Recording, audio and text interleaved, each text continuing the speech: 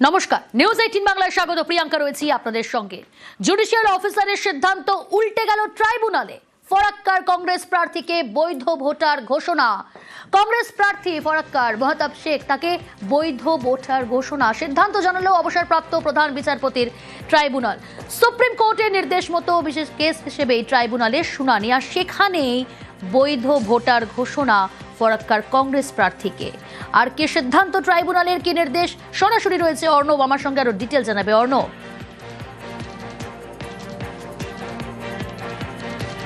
দেখো, সুপ্রিম কোর্টের আদেশে যখন একটা বিশেষ শুনানি করে বৈধ ভোটার তালিকায় নাম ফিরে পেলেন মহতাব শেখ, যিনি ফারাক্কার কংগ্রেস প্রার্থী, ঠিক সেই সময় একটা ঘটনা না বললে নয়।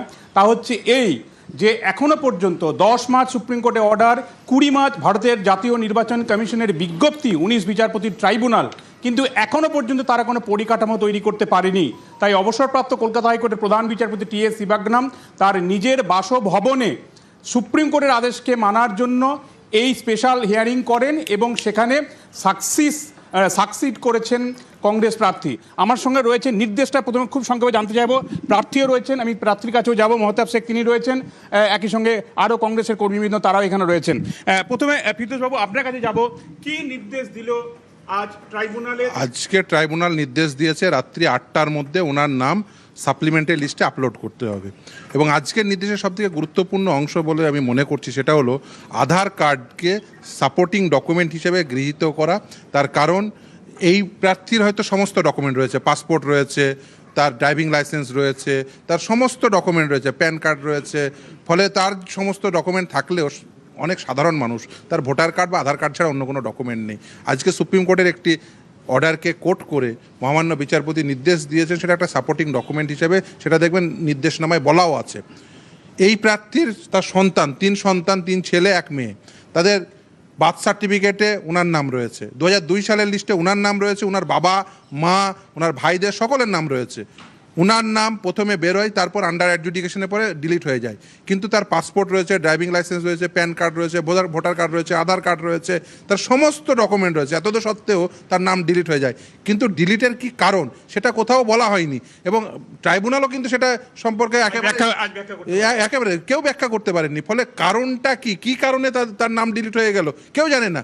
দেখুন, 2002 সালের লিস্টকে আপনি যদি বেস ইয়ার ধরেন, তাহলে 2002 সালের লিস্টের সঙ্গে তার ম্যাপিং হয়েছিল। ম্যাপিংয়ের পরে তার যে নামের যে মিসম্যাচ, সেই মিসম্যাচের সাপেক্ষে তার এফিডেভিট রয়েছে, তার সমস্ত ডকুমেন্ট রয়েছে, এপিক কার্ড রয়েছে। সবথেকে বড় কথা, কারণ প্রথম যে এপিক কার্ড ছিল সেই নামটি 2002 সালের যে লিস্টের নাম ছিল সেই নামের সঙ্গে সাজুজ্য। পরবর্তীতে সাবসিকুয়েন্টলি আফটার এফিডেভিট যে এপিক কার্ড ইস্যু করেছে। অর্ণব, একটু থামো, তোমাকে জানতে চাইবো যে বিচারের কাছে যাওয়ার আগে কি বাতিল হয়েছিল মহতাবের নাম?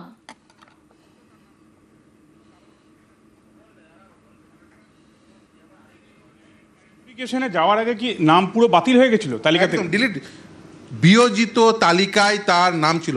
28 মার্চ 2026-এর যে ডিলিট লিস্ট, সেই ডিলিট লিস্টে ওনার নাম চলে আসে, অর্থাৎ ওনার নামটি ডিলিট হয়ে গেছিল। তারপরেই তিনি আসেন। আমি প্রথমে কলকাতা হাইকোর্ট যাই। এবার আমি প্রার্থীর কাছে সরাসরি চলে যাব।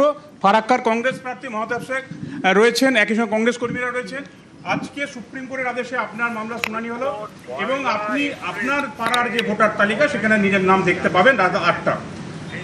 কি বলবেন? সুপ্রিম কোর্টের আদেশ, আজকে ট্রাইব্যুনাল নির্দেশ, কমিশন কি ঠিকঠাক? আমি আমার আইনজীবীকে অসংখ্য ধন্যবাদ জানাবো যে খুব শর্ট টাইমে আমার এই ডিলিট ভোটার কার্ডকে আজকে অ্যাক্টিভ করলেন।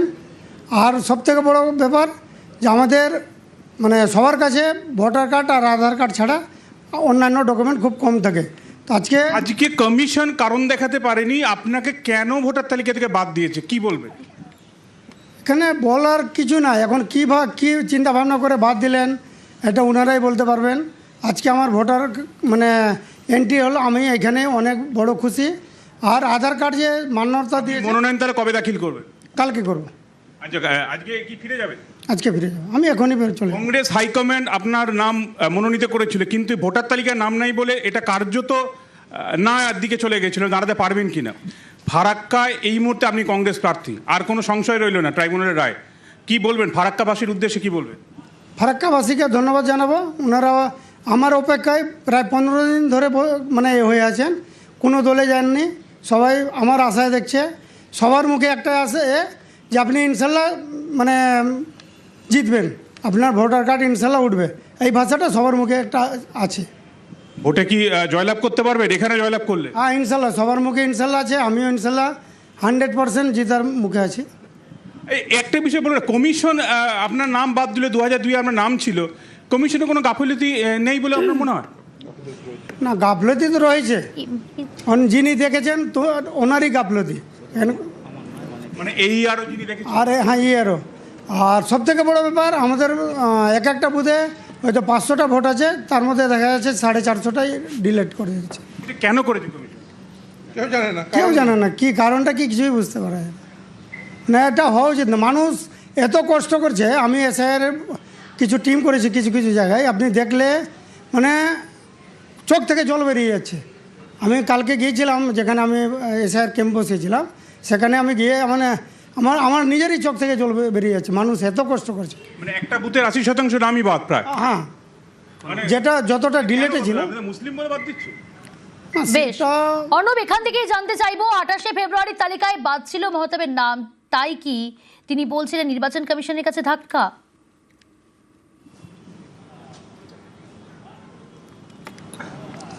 দেখো একেবারে তাই, এই মানুষরা গুলো জানেন না তিনি প্রার্থী এবং তার অনুগামীরাও কার্যত একটা হতাশার মধ্যে ছিলেন আদৌ নাম উঠবে কিনা তাদের প্রার্থীর, কিন্তু শেষমেশ তিনি জয় পেয়েছেন এবং তিনি বলছেন তিনি এলাকায় ক্যাম্প করেছেন, কারণ ফারাক্কা এই বিধানসভাটা হচ্ছে মালদহ দক্ষিণ লোকসভার অন্তর্গত।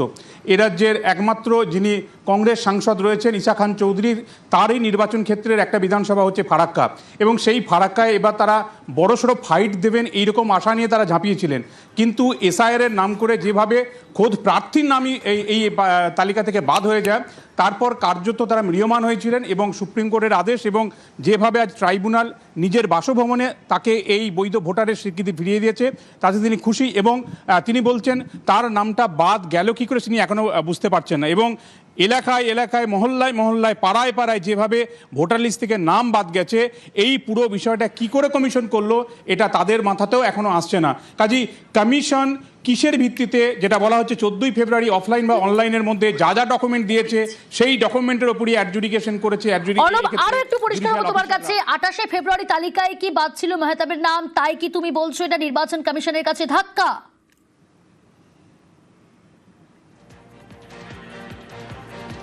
একেবারে একই, আমি 28শে ফেব্রুয়ারি তালিকাতে আপনাদের নাম বাদ ছিল তো?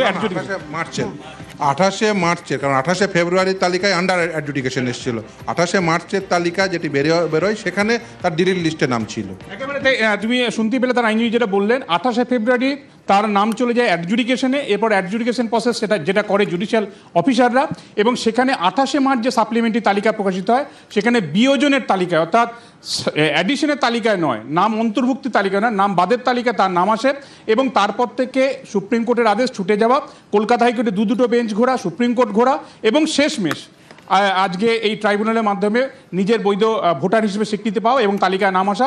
পুরো বিষয়টার মধ্যে কমিশনের যে কোথাও গলদ আছে তা এক প্রকার নিশ্চিত, কারণ কমিশন আজকেও টেকনিক্যাল এরর, অর্থাৎ কোন একটা পদ্ধতিগত এরর বলে এড়িয়ে গেছে। কি কারণে নাম বাদ গেছে বেশ, নজর থাকুক।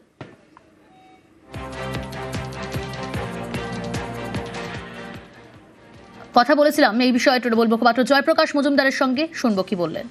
সুপ্রিম কোর্ট 1 এপ্রিল যে অর্ডার দিয়েছে তাতে বলেছেন যে যাদের নাম অ্যাডজুডিকেশনের পরে বাদ দেওয়া হয়েছে তাতে প্রত্যেকটা কারণ দেখাতে হবে, কিন্তু কোথাও কারণ দেখানো হয়নি।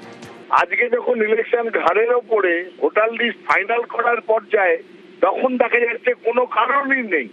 পদে পদে দেখা যাচ্ছে ইলেকশন কমিশন বিজেপির কথা শুনে স্বৈরাচারী একটা সংগঠনের মতন কাজ করছেন, এবং এই জন্য আমরা বারবার বলছি গণেশ কুমারের ইমপিচমেন্ট হওয়া দরকার। পাল্টা বিজেপির মুখপাত্র দেবজিৎ সরকার কি বলেছেন শুনবো। কমিশনের ভুল হতেই পারে বা ভুল তারা করতেই পারে, তারা ভুলের ঊর্ধ্বে নন একথা তো বিজেপি কখনো দাবি করবে না, কেন বিজেপি মানে তো কমিশন নয়। কিন্তু এটাও দেখতে হবে যে কারা কমিশনের সময়টাকে খেয়ে নিল। এসআইআর কে বিলম্বিত এবং বিলম্বিত কারা করেছে? তৃণমূল করেছে। বিডিও অফিসে কারা আগুন দিয়েছে? বিজেপি আগুন দিয়েছে। আমাদের দাবি খুব স্পষ্ট, একজনও বৈধ ভোটারের নাম কোনো তালিকা থেকে বাদ দেওয়া যাবে না। আর একজনও মৃত অবৈধ বাংলাদেশি অনুপ্রবেশকারী মুসলমান বা রোহিঙ্গা মুসলমানের নাম রাখা যাবে না। নির্বাচন এসে গেছে, এই ধুয়ো তুলে এসআইআরকে মাঝপথে থামিয়ে ভোটে চলে যাওয়া যাবে না। এসআইআর শেষ হবে, তারপরে ভোট হবে। No SIR, no vote.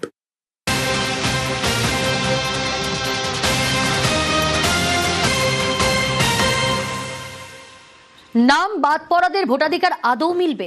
নিয়ম অনুযায়ী কাল প্রথম দফার চূড়ান্ত ভোটার তালিকা। 60 লক্ষের মধ্যে প্রায় 40% বেশি নাম বাদ। নাম নথিভুক্তের জন্য ট্রাইব্যুনালের কাজই শুরু হয়নি। অনলাইন ও অফলাইনে আপিল করা গেলেও কবে নিষ্পত্তি, এটাই সব থেকে বড় প্রশ্ন। যাদের নাম বাদ তাদের ভবিষ্যৎ কি, আরো একটা প্রশ্ন। স্পষ্ট করে কিছু জানাচ্ছে না কমিশনও।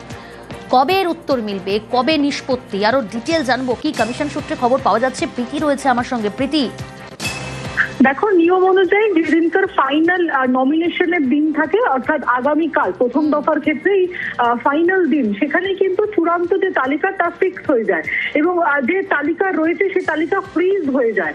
তবে এখনো পর্যন্ত তোমাকে সংশয়ের বিষয় যে 60 লক্ষ অ্যাডজুডিকেশন এবং তার মধ্যে 57 লক্ষ নাম প্রকাশ হলেও এর মধ্যে 45% অর্থাৎ 45% নাম বাদ পড়েছে। এই 45% নাম ট্রাইব্যুনালের মারফত ফিরে আসার কথা ভোটার তালিকায়, ফাইনাল তালিকায়। তোমাকে জানিয়ে রাখি, ট্রাইব্যুনালে অ্যাপিল অর্থাৎ অনলাইন এবং অফলাইনে সেই কাজ শুরু হলেও ট্রাইব্যুনালে হাতে কলমের কাজ কিন্তু এখনো পর্যন্ত যে অবসরপ্রাপ্ত বিচারকরা তারা শুরু করতে পারেননি। তাই স্বাভাবিকভাবেই আগামীকাল যখন প্রথম দফা নির্বাচনের ক্ষেত্রে যে ফাইনাল তালিকাটা ফ্রিজ হয়ে যাওয়ার কথা, এখনো পর্যন্ত যাদের নাম বাদ পড়েছে তারা কিভাবে সেই তালিকায় ইনক্লুড হবে সেই নিয়ে সংশয় রয়েছে। আসন্ন বিধানসভা নির্বাচনে তারা কি ভোট দিতে পারবেন সে নিয়েও কিন্তু সংশয় থাকছে। বেশ।